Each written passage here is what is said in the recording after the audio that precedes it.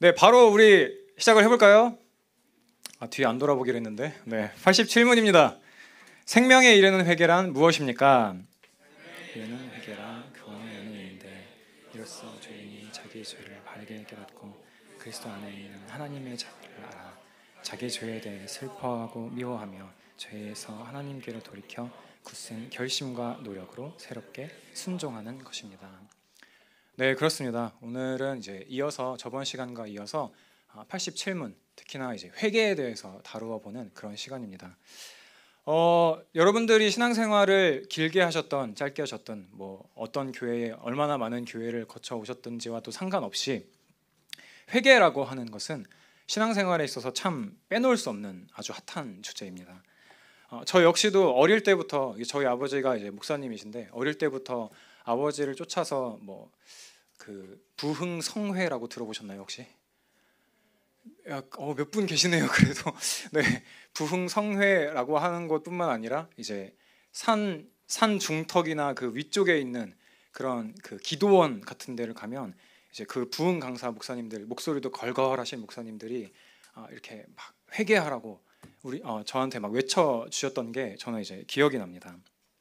특히나 뭔가를 잘못하면 그 즉시 회개를 해야 돼. 그렇지 않으면 하나님이 너를 미워할 거야 라는 말씀을 저는 참 많이 들었던 것 같아요. 이렇게 뭔가 제 목소리를 하니까 좀 잘 안 살지만 이제 그때 당시에 그분들의 목소리는 조금 더 뭐라게 될까요? 네, 걸걸하고 네, 그런 느낌이 있었습니다. 회개에 대해서 교회에서 이제 좀 어릴 때부터 많이 들어오면서 저는 뭔가 회개라고 할 때에 잘못한 것을 하나님께 고백하는 것, 그것이 이제 회개라는 생각이 들어서 부모님께 잘못한 것이 있을 때에도 뭔가 하나님께 회개를 하기도 하고 하나님 제가 부모님께 뭔가 잘못했어요 이렇게 했던 것 같아요.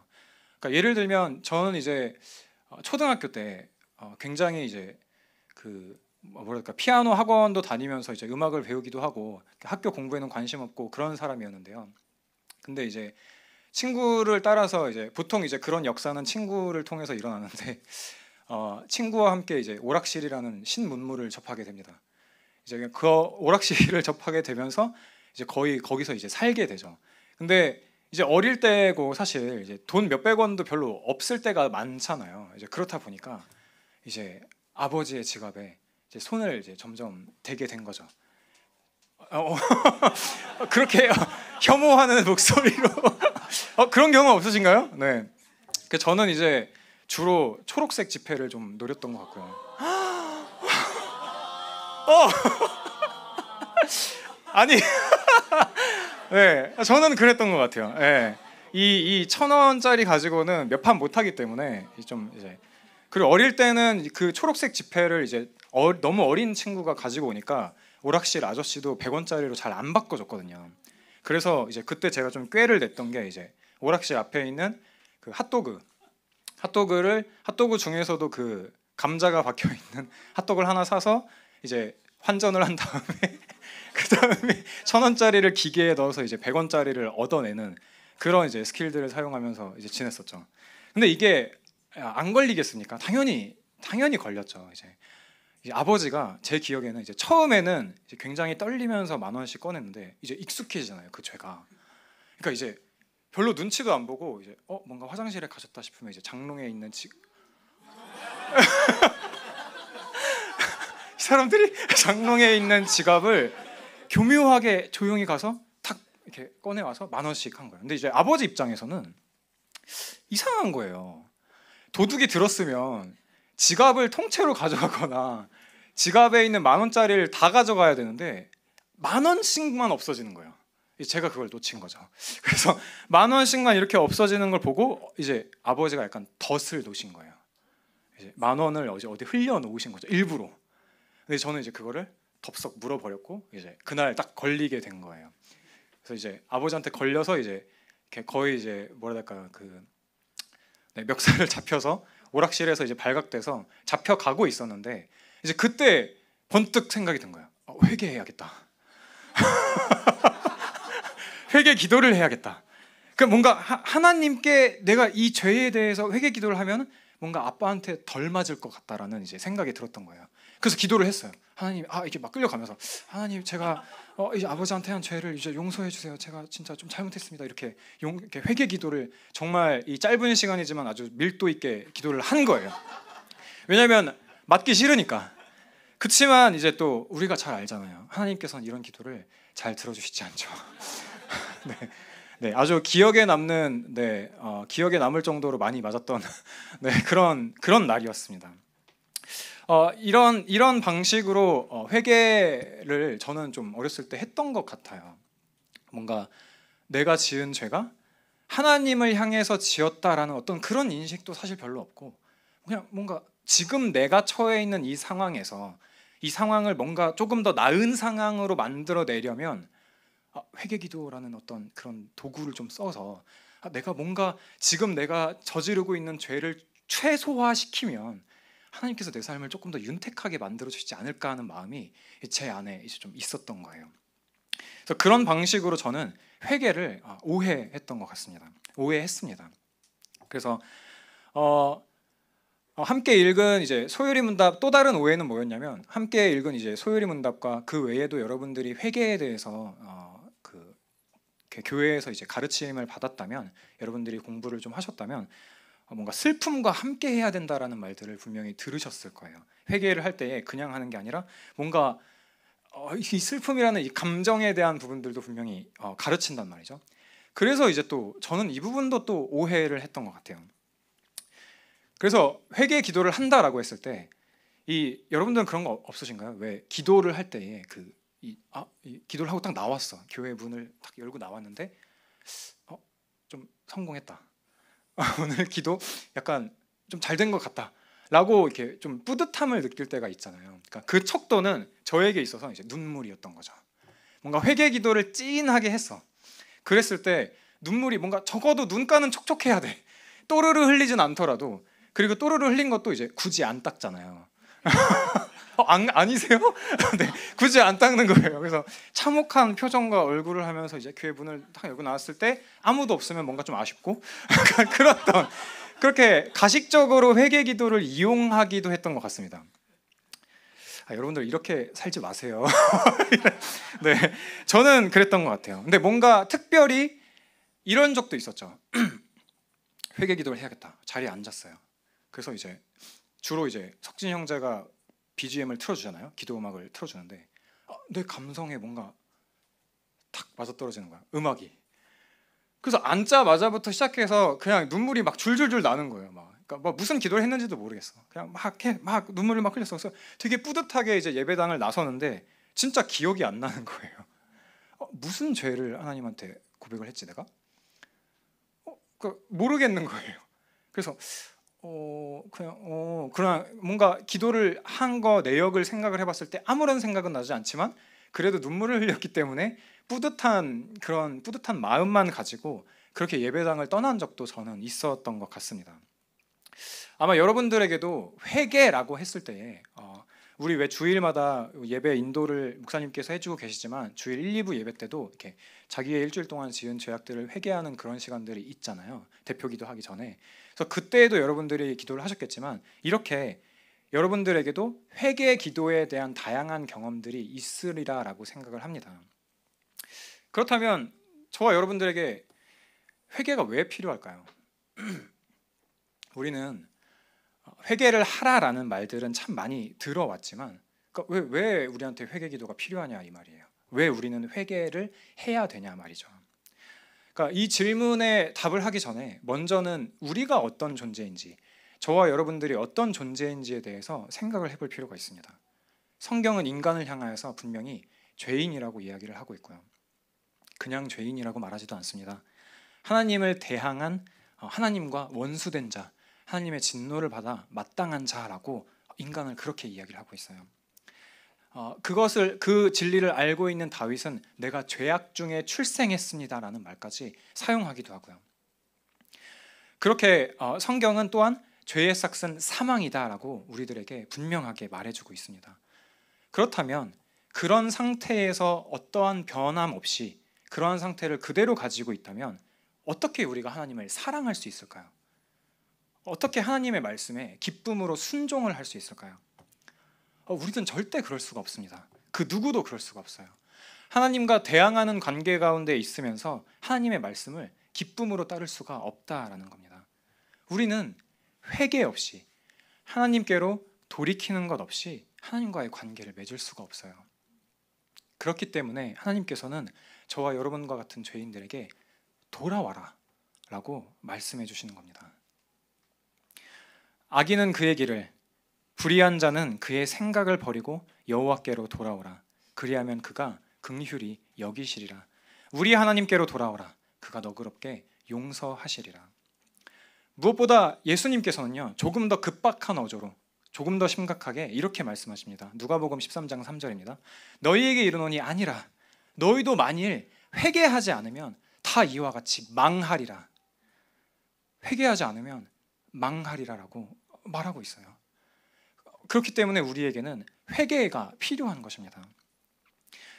그러면 우리는 무엇을 근거 삼아서 회개를 할 수 있을까요?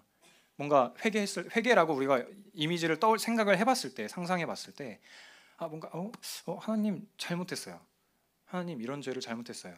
용서해 주세요. 뭔가 딱 이렇게 깔끔하게 정리가 되는 것 같은데, 회개에 대해서 더 깊게 성경은 이야기를 하고 있다라는 거죠.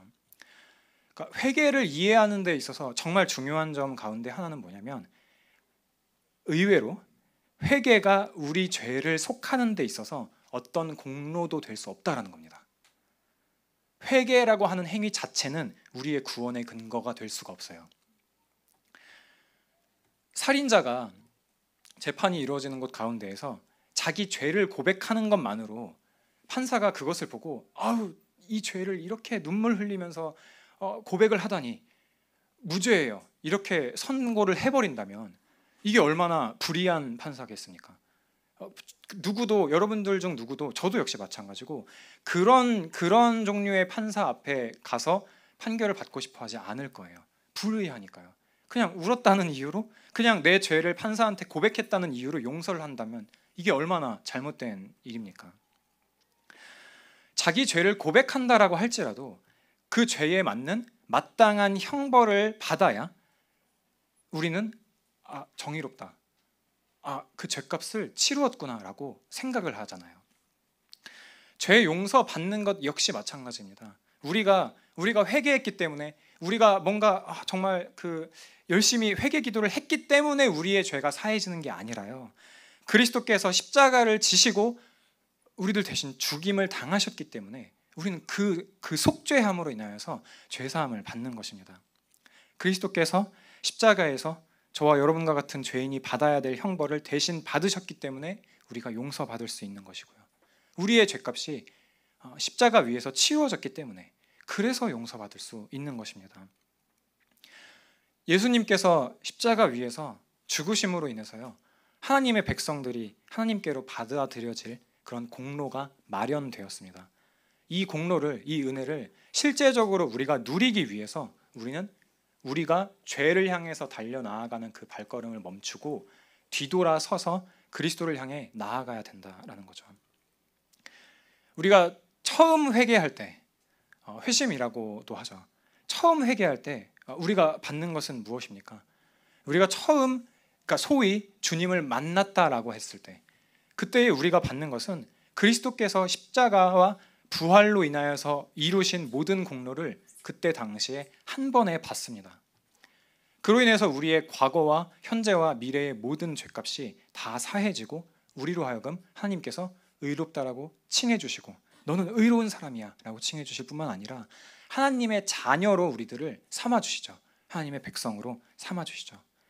그때부터 우리는, 이게 참 믿기 어려운 부분이에요, 그때부터 우리는 심지어는 우리들의 느낌과도 상관없이 성부 하나님께서 성자 예수 그리스도를 사랑하시는 것만큼의 사랑을 받게 됩니다. 우리의 흔들리는 느낌과도 상관없이요. 우리들의 느낌이 얼마나 연약합니까? 얼마나 우리들의 외적인 요인, 내적인 요인으로 인해서 많이 흔들리지 않습니까? 그런데 그 어떤 것과도 상관없이 성부 하나님께서 성자 예수 그리스도를 사랑하듯 우리를 사랑해 주신다고요.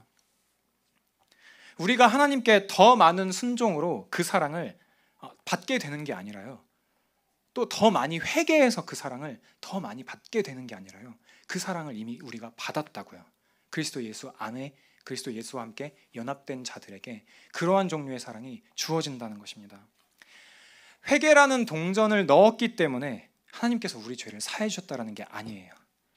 우리가 할 수 있는 회개라고 하는 동전은요, 아무런 값어치가 없습니다. 다시 한번 말씀드리자면 우리의 죄를 속하는 것은 예수 그리스도께서 우리 죄를 지고 십자가에서 죽으셨기 때문입니다. 그 사건을 근거로 우리는 회개할 수 있는 것입니다. 회개가 우리가 앞으로 지을 죄를 지울 수 있는 것도 아닙니다. 제가 또 오해했던 것들 중에 하나죠. 하루 동안 지은 죄를 그날 저녁에 몰아서 하나하나 기억하면서 회개해야만 하나님께서 다시 내 자녀로 삼긴 좀 그래서 잠깐 버려놨어, 그 상태에서 다시 자녀로 회복시켜 주시는 것도 아닙니다. 참으로 우리들의 모든 죄가 그리스도의 십자가 위에서 죽었습니다. 지금까지 말해드린 이런 상황만, 이런 것만 봐서는요, 이런 오해에 빠지기가 쉽습니다. 그리스도께서 내 모든 죄를 다 사셨다고요? 그러면 다시는 회개 기도가 필요 없는 거 아니에요? 회개 기도를 그럼 왜 해야 되죠?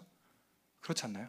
성부가 성자 예수 그리스도를 사랑하듯 그 사랑을 우리가 처음 회개했을 때 그때부터 지금까지 심지어 우리 느낌과도 상관없이 계속 받고 있다라고 이야기를 했는데, 그럼 회개 기도가 도대체 왜 필요하냔 말이에요. 이제 막 살아도 되는 거 아닌가 하는 생각이 들 수가 있죠. 이런 생각들은 회개에 대한 오해에서부터 비롯됩니다. 제가 어릴 적에 그랬던 것처럼 회개해라 라는 그 외침을 들었을 때는 보통 우리가 떠올리는 건 뭡니까? 회개 기도죠. 회개 기도를 해야겠다, 이 죄를 용서해달라고 구해야겠다라는 겁니다. 뭔가 두 손 모으고 무릎은 또 좀 꿇어줘야 하나님께서 잘 용서해 주실 것 같고, 그런 생각이 들기 마련이죠. 하지만 성경이 말하는 회개는요, 그 이상을 말하고 있어요. 누가복음 3장에 보면 세례 요한이 요단강 근처에서 외쳐댑니다. 회개해라 라고요. 근데 그렇게 외칠 때 요한의 말을 들은 사람들은요, 뭔가 우리가 예상하는 것과는 다른 행동을 해요. 제가 읽어드릴게요. 무리가 물어 이르되, 그러니까 회개해라라는 말을 들은 사람들이 요한한테 이렇게 되물어본 거예요. 무리가 물어 이르되, 그러면 우리가 무엇을 하리이까? 대답하여 이르되, 옷 두 벌 있는 자에게 옷 두 벌 있는 자는 없는 자에게 나눠주고 먹을 것이 있는 자도 그렇게 할 것이니라. 세리들도 세례를 받고자 하여 와서 이르되, 선생이여 우리는 무엇을 하리이까? 이르되, 부가된 것 외에는 거두지 말라 하고, 군인들도 물어 이르되 우리는 무엇을 하리이까 하매, 이르되 사람에게서 강탈하지 말며 거짓으로 고박하지 말고 받는 급료를 족한 줄로 알아. 이렇게 얘기를 하는 거예요. 기도를 하는 것보다 먼저 이런 얘기를 하는 거예요. 그럼 우리는 뭘 해야 됩니까? 그럼 나는 뭘 해야 되나? 이제 어떻게 살아야 되나요? 라고 요한에게 되물어보는 거예요. 그리고 요한은 너의 소유를 이웃에게 나눠라. 세리들에게는 세금을 정당하게 필요한 것만 받아라. 군인들에게는 남의 돈을 뺏지 말고 너의 급료를 족한 줄로 알아라. 뭔가 행동에 대해서 가르치면서 탐욕이라고 하는 죄로부터 벗어나기를 요청하고 있습니다. 여러분, 이게 회개입니다. 회개는요, 죄를 향해서 달리는 마음과 삶 자체를 돌이키는 겁니다. 물론 우리는 돌이키기 위해서 기도도 해야겠지만 말이죠. 그렇지만 회개의 기도가 회개의 모든 것은 아니라는 겁니다. 지금까지는 회개와 우리가 회개하는 것에 어떤 공로가 있는 것이 아니라 그리스도께서 십자가에서 이루신 것, 속죄가 우리의 죄를 사한다라는 것들을 함께 알아봤습니다. 그리고 회개 기도와 회개가 다른 점에 대해서도 알아봤죠. 그럼에도 불구하고 우리는 회개에 대해서 생각을 할 때 종종 이런 오해를 하곤 합니다. 이런 오해를 하면서 회개했다라고 착각을 하기도 하죠. 먼저는요, 죄를 짓고 나서 마음이 그냥 고통스러운 거예요. 후회스러운 거예요. 내가 왜 이랬을까? 왜 똑같은 죄를 똑같이 범했을까라고 생각을 하는 거예요. 하지만 여러분, 그것 자체는 회개가 되지 않습니다. 그렇죠? 아무런 걸 요청한 것도 아니고 기도를 한 것도 아니잖아요. 때때로 죄책감에 휩싸이기도 해요. 그것 때문에 내가 이 죄를 저지른 것 때문에 하나님께서 나를 멀리하시면 어떡하지? 내가 앞으로 내가 지금 이제 서류 1차 합격했는데 2차에서 떨어지면 어떡하지? 이런 두려움에 휩싸이기도 한다고요. 근데 이런 두려움 가운데 있는 것 자체는 회개가 아니라는 거예요. 또한 단순한 결심 역시도 회개가 될 수 없습니다. 이제 이렇게 살면 안 되겠어라고 하는 것, 딱 거기서 멈춘다면 그건 역시도 회개라고 보기가 어렵죠. 우리는 참 교묘하게도요, 회개라고 하는 것을 자기 개발의 한 방식처럼 생각하기도 해요. 어떤 죄는 우리들의 건강을 해치기도 해요. 또 어떤 죄는 우리들의 커리어를 상하게 하기도 하고요, 위협하기도 하죠. 우리는 이런 계산적인 이유로 죄를 버리려고 할 수도 있습니다. 왜냐하면 내 앞길을 막고 있으니까요. 근데 이건 역시도 여러분, 하나님과의 관계 때문이 아니라 내가 사랑하는 하나님과의 나 사이를, 이 감정적인 것들을 멀리하게 만드는 것이 싫어서 회개하고 버리려고 하는 게 아니라 내 삶에 이익이 안 되기 때문에 버리기 때문에 이건 회개라고 볼 수가 없는 거예요.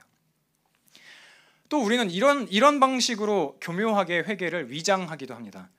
옛날에 저질렀던 걸리기 쉽게 티나고 뭔가 조금 더 참혹해 버리는 죄를 버리고 새로운 죄를 영입하는 거예요. 네, 새로운 죄를 도입하는 거예요. 다른 사람들이 봤을 때 조금 더 지탄받을 만한 죄를 조금 버리고 이거 계속 유지하다가는 시광교회에서 살아남기가 어렵겠다. 저 멀리하고, 그렇지 않은 상대적으로 덜 걸리고 다른 사람들도 알 수가 없고 걸린다고 하더라도 모든 사람들이 왠지 저지르고 있을 것 같은 그런 죄에 대해서는 한없이 스스로 용납해 버리고 마는 거예요. 이건 역시도 스스로 생각했을 때는 그래도 이전에 지었던 죄보다는 더 작은 죄 아닌가 생각할지 모르지만 이건 그 어떤 회개도 될 수가 없습니다. 여러분, 지금까지 말씀드린 이 오해들에는요, 이 자기중심성이 작동을 하고 있습니다. 회개가 죄에서 돌이켜서 그리스도께로 나아가는 그 믿음을 말하는 건데, 이런 오해들이 기반된 방식의 회개는요, 돌이켜도 그리스도께로 나아가는 것이 아니라 또 다른 죄로 나아가는 거예요. 또 다른 죄로 나아가서 그 죄를 또 그냥 즐길 뿐이지 죄를 용서하시는 그리스도께로는 나아가지 않는다는 거죠. 무슨 말입니까? 여러분, 회개와 후회는 전혀 다른 말이라는 거예요. 우리가 오해하면 안 되는 지점이라는 거죠. 후회는 내가 저지른 죄에 대한 아쉬움입니다. 왜 그랬을까? 내가 왜 그 죄를 왜 지었을까 하고 한탄하는 거예요. 그런데 여기에 돌이킴은 생략되어 있습니다. 그 자리에서 죄를 바라보면서 한탄하는 거예요. 왜 그랬을까? 그러지 말았어야 했는데 하고 멈추는 거죠. 그러나 회개는 그렇지 않습니다. 우리가 지은 죄, 그 자리에서 회개할 때에 우리는 십자가를 기억하면서 십자가에서 그리스도께서 행하신 일을 공로로 삼아 그 자리로 돌이킵니다. 우리가 걸어가고 있던, 뛰어가고 있던 그 자리, 그 죄의 방향을 돌이켜서 그리스도께로 향하여 나아가게 된다는 거죠. 성도가 예수님을 만났을 때, 그러니까 소위 이제 그분을 영접했다라고 하는, 회심했다라고 하는 그 순간 이후에도 계속해서 죄를 짓는다라는 것을 우리는 경험적으로 알고 있어요. 그렇죠? 물론 여러분들은 아버지의 지갑에서 돈을 뺀 경험이 없어 보이지만 우리는 경험적으로 회심을 한 이후에도 계속 죄를 짓고 있다라는 것들을 알고 있습니다. 우리의 죄가 때로는 마치 불신자들이 저지르는 죄보다 더 악랄하게 죄를 짓기도 하고 더 교묘하게, 더 가식적으로 그렇게 죄를 짓기도 하죠. 그렇게 우리의 죄가 깊어질 때에 하나님께서는 사랑으로 우리를 징계하시기도 합니다. 하나님께서 죄를 범하는 성도들을 버리신다는 의미가 아니라요, 성도가 하나님을 더욱더 의지하고 사랑할 수 있도록 징계를 내리시는 겁니다. 그때에는 때때로 구원의 확신을 잃어버리기도 하고요, 예배에 대한 즐거움, 하나님의 말씀을 듣는 것 안에서의 만족감, 찬양함의 기쁨, 그런 것들을 잃어버리기도 하죠. 그때에 회개하라라는 말씀 혹은 성령께서 인도해 주심으로 인해서 성도는 회개를 하기도 합니다. 근데 그때도 역시 무엇을 근거로 합니까? 그리스도의 속죄하심으로 이룬 것을 근거로 삼아서 하나님께로 돌이키는 것입니다. 그리스도와 연합한 성도가 마땅히 누려야 하는 그 사랑의 자리로, 그 하나님을 사랑하고 찬양하며 예배하는 그 자리로, 말씀에 순종하는 자리로 돌이키게 되는 거죠. 그렇게 성도가 회개할 때 하나님께서는 그리스도께서 행하신 일을 근거 삼아 회개를 받아주시고 용서해 주시며 구원의 확신을 다시금 회복시켜 주시고 예배를 통해 자기 자신을 드러내어 주셔서 경험케 해주십니다. 그렇기 때문에 성도에게 회개해라라고 말하는 것은 이런 말과 같아요. 얘들아, 얘야, 너가 있어야 할 곳은 거기가 아니지 않니? 나는 너를 그렇게 죄 짓는 자리에서 구원했단다. 이제 너가 원래 있어야 할 곳인 그리스도께로, 내게로 나와야 하지 않겠니? 내게로 와서 네가 누려야 할 가장 큰 복인 나를 누리며 함께 교제하자라고 말씀하고 계시는 겁니다. 그렇기 때문에 우리는 그리스도께, 하나님께 사랑받기 위해서 회개하지 않습니다. 그리스도를 더욱 사랑하기 위해서 회개합니다. 이런 이해 위에서 회개를 바라볼 때 회개라고 하는 게 인생의 한순간에만 필요한 게 아니라 인생 전체에 필요하다라는 것들을 우리는 알 수 있죠. 인생 전체에 걸쳐서 계속해서 해야 되는 작업임을 우리는 알 수 있습니다. 우리는 매일 죄를 지으며 살아갑니다. 오늘도 지으셨을 거예요. 매일 자기 중심성에 갇혀서 살아가죠. 이런 우리들에게 회개는 매일 필요합니다. 매일 그리스도께로 돌이키는 삶이 우리에게 필요한 것입니다. 그럼에도 불구하고 우리로 하여금 회개하기를 주저하게 만드는 그런 경우들이 있죠. 그 중에 하나는요, 우리의 죄가 너무 크다는 생각 때문입니다. 내가 저지른 죄악이 너무나도 커서 하나님께 용서해달라고 막 간구하는 게 염치 없어 보이는 거예요. 내가 이렇게 내 죄를 용서해달라고 말해도 되나? 오늘 예배 시간에 늦었는데 내가 이래도 되나? 저번 시간에 소그룹 제꼈는데 이런 생각들이 들기도 하면서 내가 이렇게 뻔뻔해져도 되냐라는 생각들을 우리는 당장 하면서 회개하는 우리들 입을 스스로 막기도 하죠. 그런데 여러분, 아닙니다. 그렇지 않습니다. 배를 타고 항해를 하던 사람이 사고가 나서 조난을 당했다고 생각을 해보세요. 그 사람이 오랜 시간이 지나서 오랫동안 굶었어요. 그 사람이 구조대를 만났을 때 자신의 배고픔을 감추겠습니까? 그 사람들 앞에서 염치를 챙기겠습니까? 스스로 뻔뻔해 보인다는 생각에 먹을 것을 달라는 목소리를 작게만 내겠습니까? 구조대가 들고 있는 먹을 것들, 넉넉하게 들고 있는 사람 앞에서 어떻게 말하겠습니까? 저기요, 제가 너무 배가 고파요. 저는 일주일 동안 아무것도 먹지 못했어요. 제 배는 산산조각 나버렸고 저의 온몸은 상처투성이에요. 저는 곧 죽을 것 같다고요. 제발 당신이 들고 있는 그 먹을 것을 나에게 조금 주세요. 당신이 들고 있는 그 약으로 나를 좀 치료해 주세요. 내가 너무 아픈데 나를 좀 고쳐주세요라고 말하지 않겠냐는 거예요. 그렇게 울부짖으면서 나는 도움이 필요합니다. 나는 배가 고프고 내가 먹을 수 있는 것은 내게 없어요. 내가 치료할 수 있는 건 내게 없어요라고 그 구조대에게 외치지 않겠냐라는 거예요. 나는 도움이 필요한 존재예요 라고 그 사람에게 외쳐대겠죠. 그런 상황에서 내가 구조받을 만한 자격이 있을까?를 과연 고민이나 할까요? 그렇진 않을 겁니다. 하나님 앞에서 저와 여러분의 모습 역시도 마찬가지입니다. 저와 여러분의 손에 하나님께 인정받을 만한 것이 무엇이 있습니까? 저와 여러분은 하나님께 인정받을 만한 의로움을 만들어낼 수 있습니까? 우리는 우리의 죄를 스스로 속죄할 수 있습니까? 그런데 저와 여러분은 어찌하여 이토록 하나님 앞에서 잠잠한 것입니까?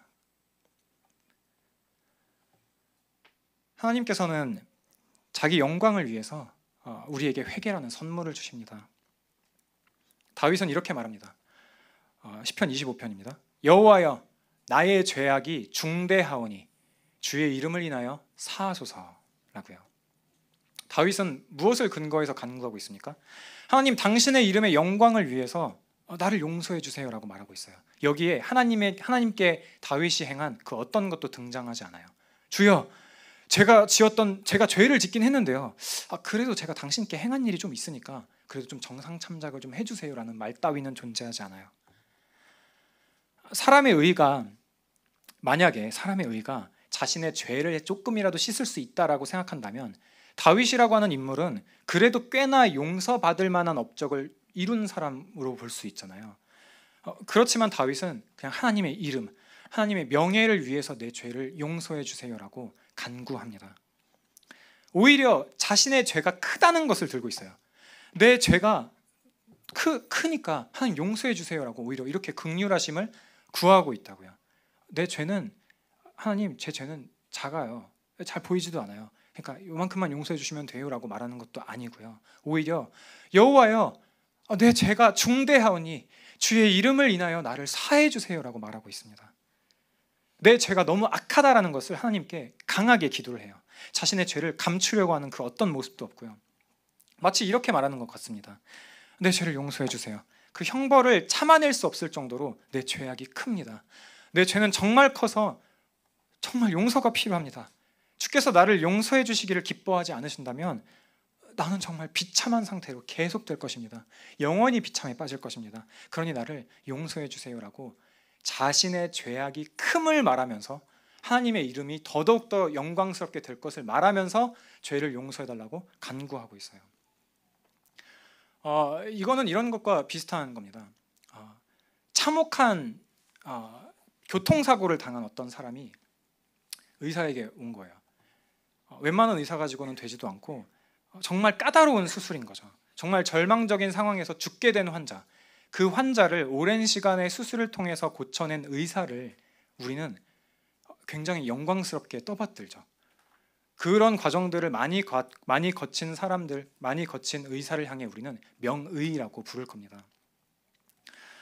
우리의 죄, 우리의 죄의 원래 모습들을 우리가 더 많이 인식하고 우리의 죄의 크기를 더 많이 알면 알수록 그 죄를 사하신 예수 그리스도의 희생은요, 그리고 죽음을 이기시고 부활하신 것은요, 우리에게 더욱더 영광스럽게 여겨질 것입니다.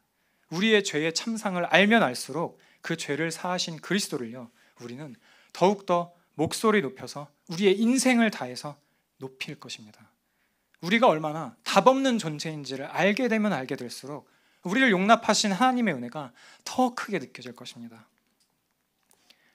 그렇기 때문에 저와 여러분들의 신앙생활이 몸이 건조하고 메말라 있다면 어쩌면 우리는 우리의 죄악됨의 실제 모습보다 우리 스스로를 더 높게 여긴 그런 탓에 우리를 구원하신 삼위일체 하나님의 은혜를 실제 받은 것보다 더 낮은 수준으로 여기고 있는지도 모릅니다. 그러니 우리에게 감사와 찬양과 고백들이 점점 메말라가는 걸 수도 있겠죠. 회개하라고 명하신 그리스도께서 회개로 죄인들을 부르십니다. 너희 죄가 주홍빛 같다 하여도 눈과 같이 희어질 것이며, 여기서 주홍빛이라고 번역된 단어의 원래 뜻은요, 2번 염색했다라는 거예요. 이거는요, 인간의 기술로는 그 염색물을 결코 지울 수 없다라는 뜻을 함축하고 있습니다. 하지만 하나님의 자비하심은 그 주홍빛 같은 그 짙은 색깔도 온전히 지워버릴 수 있다라는 거예요. 악한 죄를 짓고 희망이 없다고 여기십니까? 그리스도께 그 답이 있습니다. 그리스도께서는 내게 오는 자는 결코 내가 내어쫓지 않겠다라고 저와 여러분들에게 오늘도 말씀하고 계세요. 계시록에서는 이렇게 말합니다. 성령과 신부가 말씀하시기를 오라 하시는도다. 듣는 자도 오라 할 것이요, 목마른 자도 올 것이요, 또 원하는 자는 값없이 생명수를 받으라 하시더라. 하나님은요, 회개를 받으시는 분이심과 동시에 회개라는 선물을 주시는 분이십니다. 그러니 여러분들이 처한 상황 가운데에서 여러분들이 저지르고 있는 죄악들이 있습니까? 용기를 내어 회개하십시오. 우리에게 그 누구에게도 알리고 싶지 않은 그러한 죄악들이 있습니까? 그 죄를 가장 잘 숨길 수 있는 방법은요, 그 어디에도 말을 안 하는 게 아니라요, 그리스도를 의지하여 하나님께 그 죄를 고백할 때입니다. 여러분, 회개하는 죄인을 위해 십자가를 지신 분, 회개를 명하실 뿐만 아니라 은혜로 베풀어 주시는 분, 죄인을 구원하러 이 땅에 오신 그리스도께로 나아오십시오. 우리 함께 찬양하고 기도합시다.